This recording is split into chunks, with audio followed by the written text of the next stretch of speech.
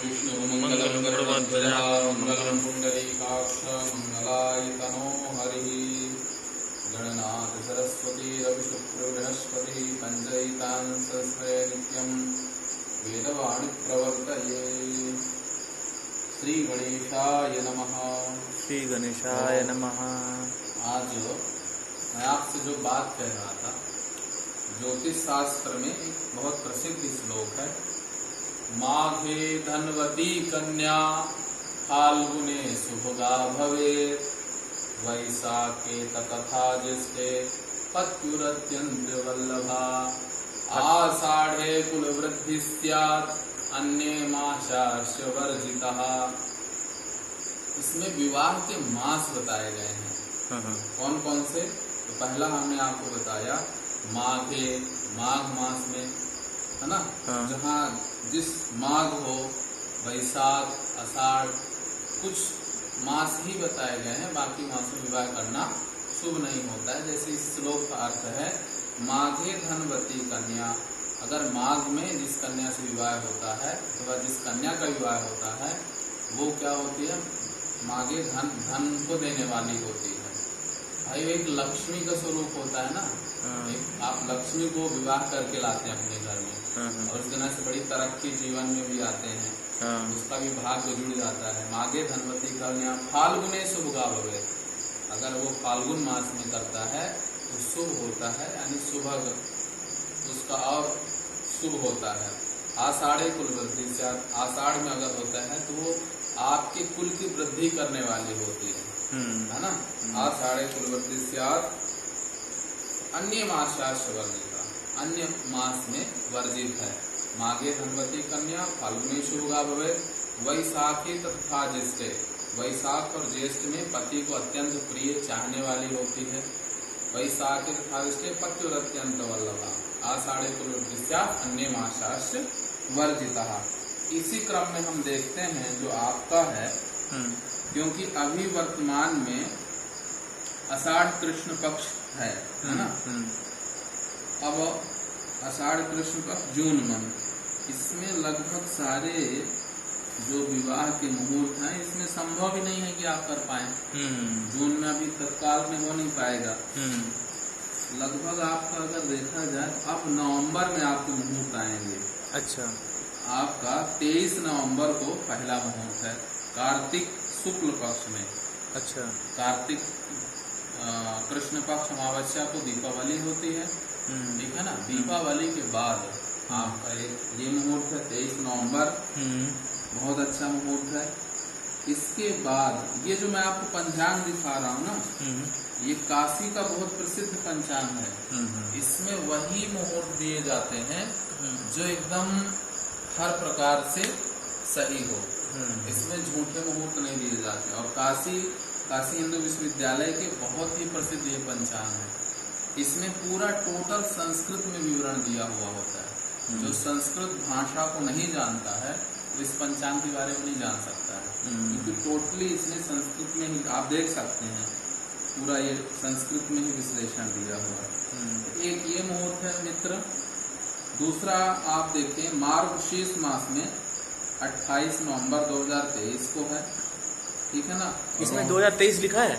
हाँ, 2023 ये लिखा हुआ। 28 नवंबर 2023 रोहिणी नक्षत्र, ये लगन दिया हुआ है, ठीक है ना। ये पूरा डिटेल्स दिया हुआ, मृग शिरा रेवती, इतने लग्न दिए हुए हैं। तिथि प्रतिपदा है, अगर द्वितीया बुधवार है इस दिन भौमवार यानी मंगलवार है, ठीक है। और अगर ये द्वितीया तिथि 29 नवंबर 2023 को अगर आप करना चाहते हैं तो यहाँ भी अच्छे ये लग्न हैं, इन लग्नों में विवाह हो सकता है। कितनी तारीख को? एक तो 23 को है, एक तो 28 नवंबर को है, एक 23 नवंबर को है, एक 28 नवंबर को है, 23, 28 और एक 29 नवंबर को है। नवंबर में केवल 3 मुहूर्त ही हैं, ठीक है ना। इसके बाद आपका 6 दिसंबर 2023 को है। 6 दिसंबर, हाँ। अब आप इनमें से एक डेट तय कर लें कि हमें इस डेट में विवाह करना है। फिर वर वधू का कुंडली मिलान कर लें वर वधू में आए हुए दोषों का निवारण कर लें। निवारण कैसे होता है? निवारण हर चीज का निवारण है सर। इस संसार में 3 प्रकार की चीजें होती हैं। एक तो समस्या है। हाँ। समस्या आपको दुनिया में देख ही रहे हैं, विविध प्रकार की समस्या है। एक तो लोग समस्या देते हैं, अगर लोग नहीं दे रहे हैं तो हमारा शरीर है समस्या देने लगे, बीमार हो जाएंगे। और हमारा शरीर और लोग दोनों अगर समस्या नहीं दे रहे हैं तो तीसरा दैवी प्रकोप होता है। अब बाढ़ भूकंप आ गया, पृथ्वी हिल गई, भूकंप बवंडर आ गया। अब गुजरात में जो अभी एक कौन सा आया है, रायो करके एक मानसून है ना, तो वो इतने लोग तबाह कर दिया। एक दैवी समस्या होती है, एक समस्या होती है मानवीय समस्या होती है, और एक शारीरिक समस्या है। इन तीनों समस्याओं का निवारण शास्त्रों में बताया गया है। शास्त्र क्या है? शास्त्र यानी शासनात् इति शास्त्रम, जो हमें मार्ग दिखाते हैं, है ना। शास्त्र का मतलब वो नहीं कि केवल पंडित और छोटी पहन के वो शास्त्र। शासनात् इति शास्त्रम, जो हमें मार्ग दिखाते हैं। इसीलिए श्रीमद् भगवत गीता में लिखा गया है, तस्मात् शास्त्रम प्रमाणन्ते कार्याकार विधानतौ, अर्थात शास्त्र के प्रमाण से ही हमें अपने कार्यों का विधान करना चाहिए। तो हम आपको बता रहे थे, अगर कुंडली में कोई ग्रहजन्य दोष है, कुंडलीगत दोष है या अपना दोष है, तो उसका एक तो उपचार होता है, उपचार के बाद निदान होता है। अब चूंकि एक अवस्था होती है, कोई भी जातक जन्म से 18 वर्ष तक, 5 वर्ष तक तो उसके कोई प्रभाव नहीं पड़ता ग्रहों का। 5 वर्ष के बाद उसके ग्रहों का प्रभाव पड़ने लगता है दशा के अनुसार, है ना। जो जैसे अगर क्रूर ग्रह पूर्व ग्रह के साथ मैत्री करेगा तो वो आपके जीवन में समस्या करेगा। शुभ ग्रह अगर शुभ ग्रह के साथ रहेगा तो आपके जीवन में तरक्की करेगा। और पूरी दुनिया, आपको बहुत प्रूफ के साथ मैं कह रहा हूँ, संपूर्ण दुनिया जो है ग्रहों के प्रभाव से बच नहीं पाती है। उन्हीं नवग्रहों के प्रभाव से राम जी को वनवास हुआ, सीता जी का वियोग हुआ, है ना। उसी के प्रभाव से राजा परीक्षित को जो है अकाल मृत्यु मरना पड़ा। अर्थात दुनिया में जो भी समस्याग्रस्त होते हैं, अगर उसी ग्रह के प्रभाव से गौतम अडानी बहुत एशिया का सबसे बड़ा आदमी बना, और वही ग्रह जब उसका खराब हुआ, इस समय 119वें नंबर का वो मतलब धनवान है। ग्रहों का इस तरह चक्र चलता है। आप अब मेरा शुभ वचन यही है कि आप इन 4 डेट में, इन नवंबर में बहुत अच्छा मौसम होता है, 23, न तो ज्यादा ठंडी तो ज्यादा गर्मी, है ना। बहुत अच्छा मौसम होता है, मजे से आप बढ़िया जाइए, विवाह प्रसन्नता पूर्वक करिए। विवाह यानी 2 आत्माओं का मिलन, है ना। और देखिए, जितने सकारात्मक सोच के साथ आप शुभ कर्म को करेंगे, उतना ही जीवन में सकारात्मक चीजें आएंगी, है ना। तो आप सत्संगी व्यक्ति हैं, आध्यात्मिक व्यक्ति हैं, है ना। इस वजह से अब कुंडली विचार के लिए देखिए, तो मुहूर्त हो गया है, विवाह का मुहूर्त इसके अनुसार मैंने बता दिया। अब आपको इसके बाद ये होता है कि वर वधू दोनों का समय, जन्म दिनांक और जन्म स्थान तीनों लाना पड़ता है। उससे 8 प्रकार के विवाह के योग देखे जाते हैं, अर्थात कुंडली मिलान जिसे कहते हैं। 8 प्रकार के होते हैं। उन 8 प्रकार में से बहुत साइंटिफिक है। आप किसी एक साइकोलॉजी के पास जाएंगे, डॉक्टर के पास जाएंगे, तो दोनों का जो एक ब्लड ग्रुप देखा जाता है। ऐसे कहा जाता है कि लड़की और लड़का का एक ही ब्लड ग्रुप नहीं होना चाहिए। अगर एक ब्लड ग्रुप होता है तो फिर संतान उत्पत्ति नहीं होती है, बांझपन आता है। तो उसी को हमारे शास्त्रों में नाड़ी दोष कहा गया है। नाड़ी दोष देख करके एक नाड़ी नहीं होना चाहिए, नहीं तो जो है आगे की समस्याएं होती हैं। तो वो फिर 8 प्रकार की वो चीजें हैं। जब आप दोनों की कुंडली लाएंगे तो वो देख लेंगे, है ना। और फिर इसका एक लग निकाल देंगे। अभी आप जो मुहूर्त पूछने आए थे, डेट पूछने आए थे, तो डेट आपको हमने बता दिया है। इन्हीं डेटों में आप विचार कर लें अपने घर वालों से। अच्छा, ये हर साल नया आता है ना? ये महोदय श्री संवत 2080 अभी चल रहा है ना। पिंगल नाम संवत्सर चल रहा है और यहाँ दिया हुआ है ये श्री सक 1945 चल रहा है।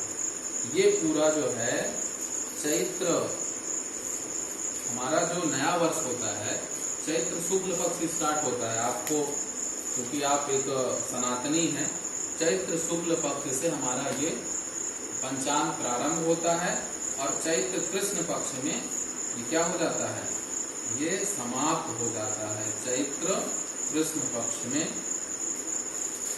ये चैत्र कृष्ण पक्ष में, ठीक है। तो इस तरह से जो हमारे भारतीय 12 मास बताए गए हैं, आपको पता होगा चैत्र, वैशाख, ज्येष्ठ, आषाढ़, श्रावण, भाद्र, कुमार, कार्तिक, अगहन, पूष, माघ, फाल्गुन, ठीक है ना। ये 12 जो हैं उन्हीं 12 को ठीक कॉपी कर लिया गया है। जनवरी, फरवरी, मार्च, अप्रैल, मई, जून, जुलाई, अगस्त, सितंबर, अक्टूबर, नवंबर, दिसंबर, ठीक है ना। 12 ही उन्होंने भी 12 रखा है, 12 हमारे यहाँ भी था।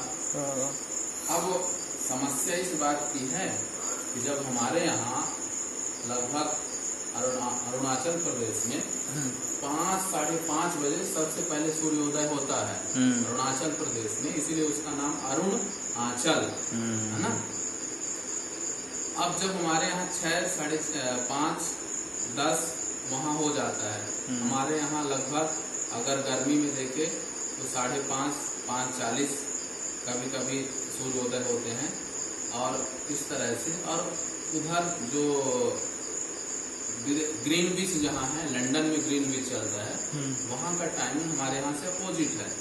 तो उनका मास गणना देर से होता है, हमारे यहाँ पहले से होता है। हमारे यहाँ वसंत ऋतु आने के बाद नया वर्ष मनाया जाता है, चारों तरफ जब हरियाली हो, है ना। वसंती नवरात्रि आप सुने होंगे, चैत्र कृष्ण पक्ष नवरात्रि से हमारा दिन प्रारंभ होता है और उनका जनवरी से होता है, जब चारों तरफ बर्फ हो। इसी में से डेट रख लें फिर, इन्हीं डेटों में से आप देखिए। क्रम तो ये है जो एक सभ्य व्यक्ति के लिए, एक संस्कारी व्यक्ति के लिए ब्राह्मण से दिखवाया, ब्राह्मण के वचन को सुन करके अपने घर के बड़ों को बताया, घर के बड़ों से डिस्कस करके फिर कन्या पक्ष के लोगों को बताया। दोनों में जब डेट्स को लेकर के वो हो जाए तो दोनों का जो है अपना थोड़ा विचार करवा लिया ब्राह्मण से, फिर है ना। विचार करवाने के बाद अगर उसमें कुछ दोष है तो कुछ उसका शांति करवा ली विवाह के पहले, वो अपने घर में करा लें, आप अपने घर में करा लें, और अपने कुल देवी देवताओं को मना लें। भाई आप शुभ कर्म करने जा रहे हैं ना, तो सारे लोग जब खुश हों, है ना। नहीं तो फिर वही हालत होती है कि शादी में जो है जीजा और फूफा के अलग सूट चलता है ना। तो सभी लोगों से खोज पास ले ठीक है, इसके बाद वोट कराएं मित्र। ठीक है, और कोई समस्या हो, कोई विचार हो, बताएं आप। सब बताएंगे, सब बताएंगे। थैंक यू, धन्यवाद। ये अभी आज का मुहूर्त का